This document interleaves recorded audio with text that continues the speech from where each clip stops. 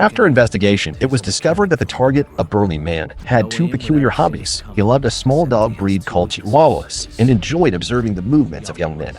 To assassinate him, Steve specifically adopted a Chihuahua. Every day at a fixed time, he would visit the cafe frequented by the burly man, order a black coffee, sit by the window for an hour, and play with the dog.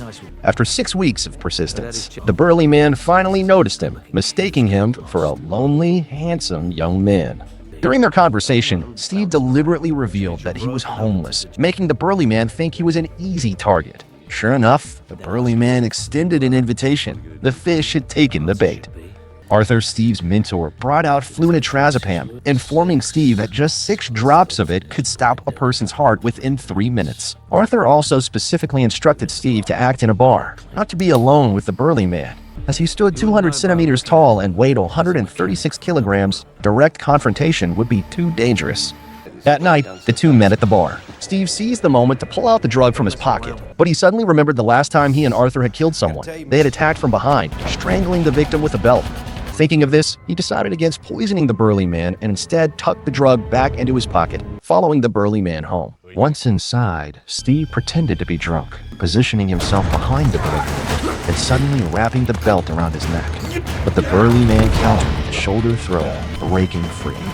Enraged, the 2-meter-tall giant grabbed Steve and hurled him across the room.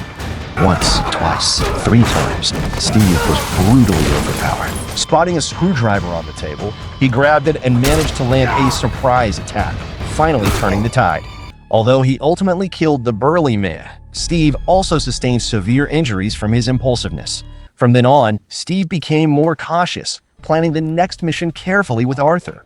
Their next target was a large, obese man. They decided to inject adrenaline into his heart, causing it to stop, and when medical personnel would likely administer a vasopressor, the combination would create a toxic reaction, killing the target while framing the medical staff.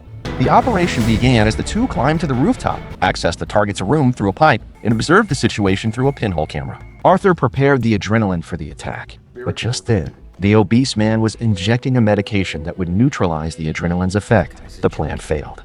Left with no choice, they decided to take a desperate risk.